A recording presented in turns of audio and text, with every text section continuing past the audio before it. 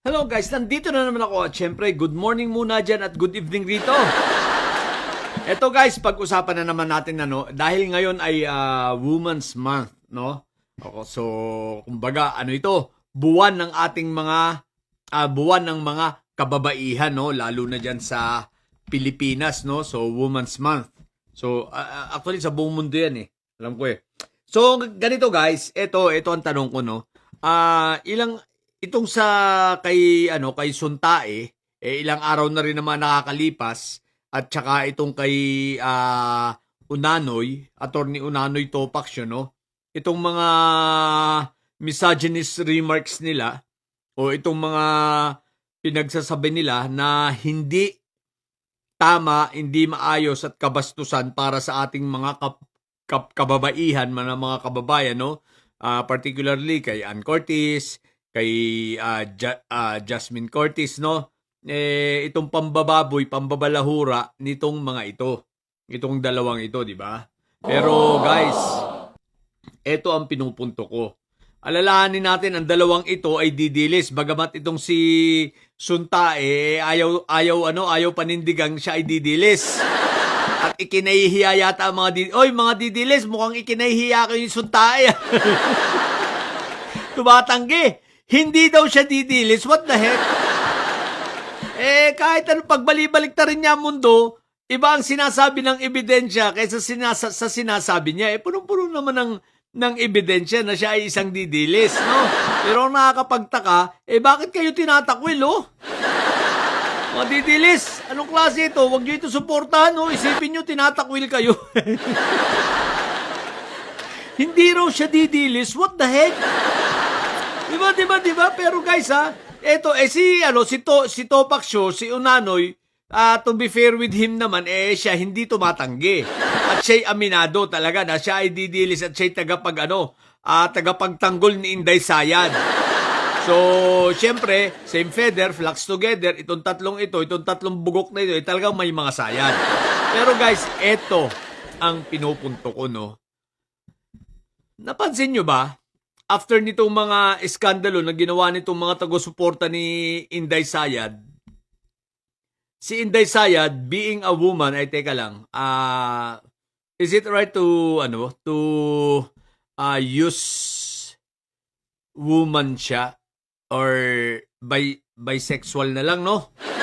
Sige, wala naman, it's not a discrimination, no? Ibig ko sabihin, ACDC siya, pero hindi natin siya dinidiscriminate because her gender is still a woman, di ba?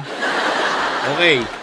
Being a woman, bilang isang babae, at ito ay Women's Month, panahon ng, buwan ng ating mga kababaihan, aba, ang may sayad, ni hindi man lang kinukundina, ni wala man lang siyang imik laban sa mga pinagsasabing ito ng mga siraulong mga tagasunod niya.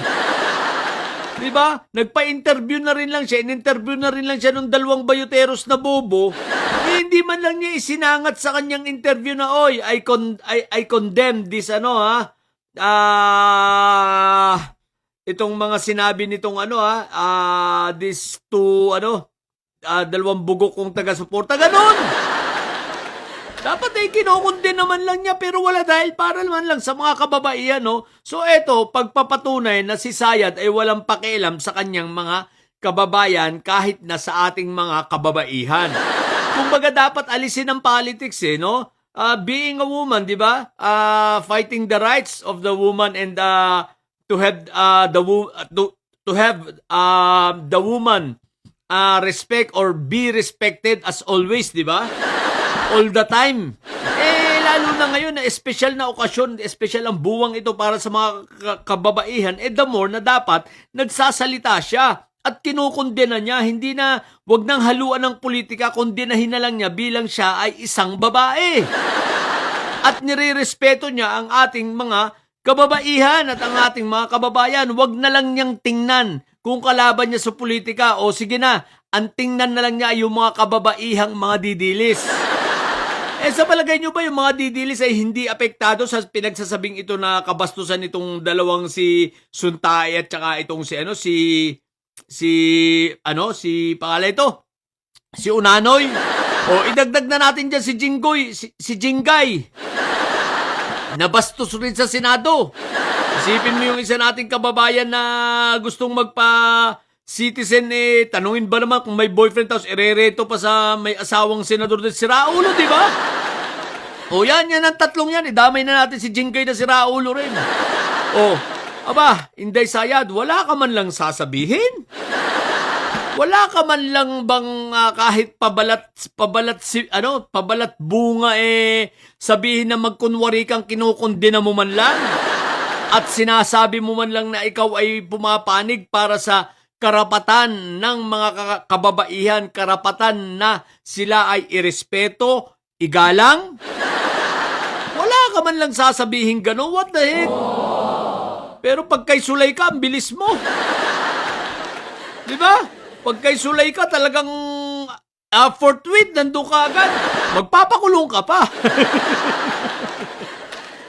Tapos magpapa-interview ka, hindi mo man lang isinangat. Anong klase kang Vice President? Di ba? Habang ang buong Pilipinas talagang kinukundi ng sinabing ito ng mga alipores mo, ikaw wala kang imik man lang, ikaw ang leader ng mga yan Dapat bilang leader ng mga yan, magpakita ka ng magbuting halimbawa. Bilang leader ng mga yan, dapat ikaw mismo sasabihan mo, hoy, huwag kayong mga bastos dahil kahit na meron din kasing mga may sayad na taga-suporta ko, mga babae rin yun. At syempre, apektado rin ang inyong kabastusan. Ang problema kasi, yung mga didilis na mga kababaeng may sayad, mukhang hindi nila naiintindihan. At hindi na rin nila alam kung kailan ba sila binabastos at kailan ba sila nirerespeto. Kasi nga, bobo na. So, hindi na nila ma-differentiate, no? Hindi na nila makita yung hindi na nila alam kung saan yung distinction o yung boundaries ng sila ay nababastos na at hindi. Bakit? Hindi na nila alam, bobo nga Dahil dahil sa may sayad na nga, di ba? Doktrinado ng kasayadan, ayan ang nangyayari. Kaya sa kanila parang baliwala lang yun, di ba?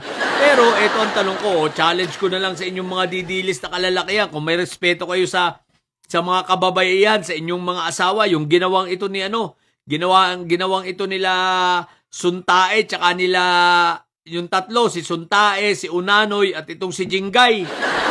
Sige nga, sabihan nyo nga si Sayad na kondinahin. Sige nga, sabihan nyo nga si Sayad na magsalita man lang para sa karapatan ng mga kababaihan na inyong mga asawa at higit sa lahat ang inyong mga anak. Kahit pa kayo ay didilis, sige nga mga didilis. Para man lang sa mga kabataan na anak ninyo, di ba? Na mga kababaihan, sige nga, sabihan nyo nga si Inday Sayad kung magsasalita siya. Nakasisiguro ako, hindi gagawin ni Sayad yun.